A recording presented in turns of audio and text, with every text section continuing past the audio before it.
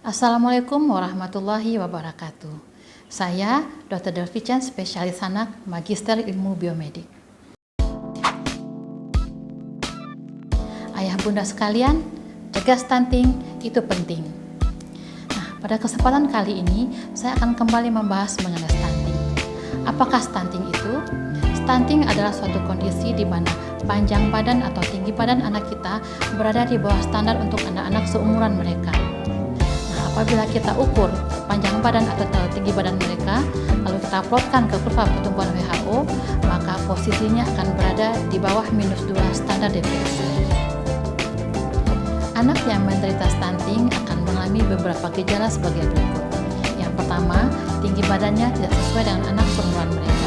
Yang kedua, berat badannya tidak mengalami kenaikan atau malah cenderung turun. Yang ketiga, anak juga mengalami gangguan perkembangan.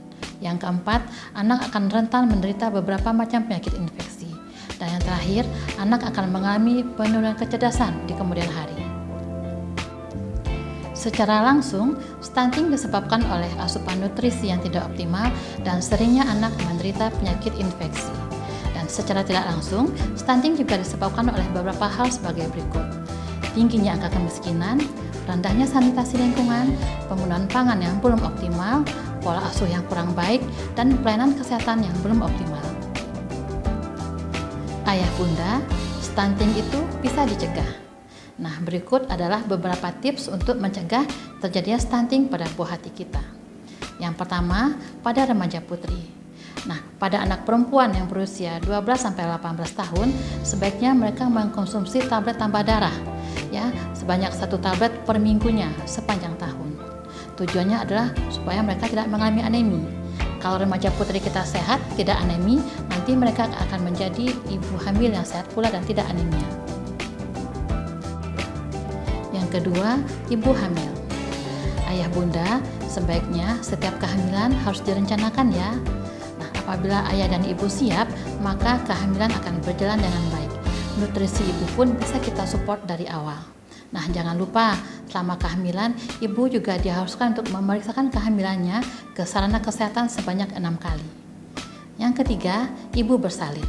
Nah, nanti apabila sudah sampai pada masa melahirkan, ibu sebaiknya melahirkan dengan tenaga kesehatan. Harapannya nanti, apabila bayinya lahir dan ibu dan bayi stabil, maka bayi bisa mendapatkan inisiasi menyusui dini. Artinya, bayi bisa langsung menyusu ke ibu dalam 1 jam pertama kehidupannya. Begitu harapannya ASI ibu akan terstimulasi dengan baik oleh isapan bayi. Selanjutnya, anak diberikan ASI eksklusif sampai umur 6 bulan. Nah, ASI eksklusif itu adalah pemberian ASI tok saja tanpa ada tambahan makanan atau minuman lain. Nah, begitu anak berusia 6 bulan ke atas, anak mulai diberikan makanan pendamping ASI. Nah, ayah bunda, makanan pendamping ASI-nya harus optimal ya. Artinya, harus ada kandungan karbohidrat, protein, lemak, vitamin, dan mineral. Nah, di samping itu, ASI tetap dilanjutkan sampai anak berumur 2 tahun. Nah, yang tidak kalah penting, imunisasi ya ayah bunda, cukupkan imunisasi anak kita. Harapannya, anak akan terhindar dari berbagai macam penyakit infeksi, seperti campak, batuk kerjan, dan tuberkulosis. Nah, jangan lupa juga setiap bulan rutin mengukur berat badan dan panjang badan anak ke posyandu. Andaikan ditemukan penurunan atau hal-hal yang tidak kita inginkan, dapat kita deteksi dengan cepat sehingga intervensi pun dapat diberikan secepat mungkin. Selanjutnya, program keluarga berencana. Nah, ayah bunda, sebaiknya ayah bunda mengikuti program keluarga berencana ya. Kenapa? Nah, harapannya nanti setiap kehamilan itu dijarakkan dulu ayah bunda. Menjelang 2 tahun pertama si anak, fokus ayah dan bunda hanya dia seorang, tidak terbagi. Artinya ibu fokus menyusui, ibu fokus memberikan MPASI yang bergizi, dan ibu fokus stimulasi tumbuh kembang anak. Nah, andaikan ibu sempat hamil sebelum anak berusia 2 tahun, tentu semuanya ini akan terganggu. Selanjutnya, gaya hidup bersih dan sehat. Ayah dan bunda, mari berikan buah hati kita air minum yang bersih dan sehat. Dan juga buang air bersalah di jamban yang sehat. Dan terakhir, jangan lupa juga memberikan udara untuk anak kita yang bersih dan terhindar dari polusi asap rokok ataupun polutan lainnya.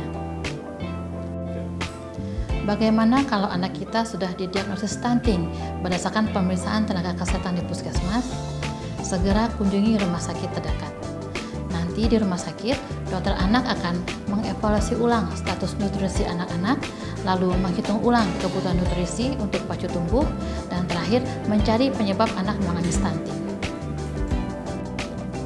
Ayah bunda, demikianlah video singkat mengenai stunting. Harapannya dapat memberikan tambahan ilmu pengetahuan bagi ayah bunda sekalian sehingga bisa diterapkan dalam kehidupan sehari-hari. Wassalamualaikum warahmatullahi wabarakatuh.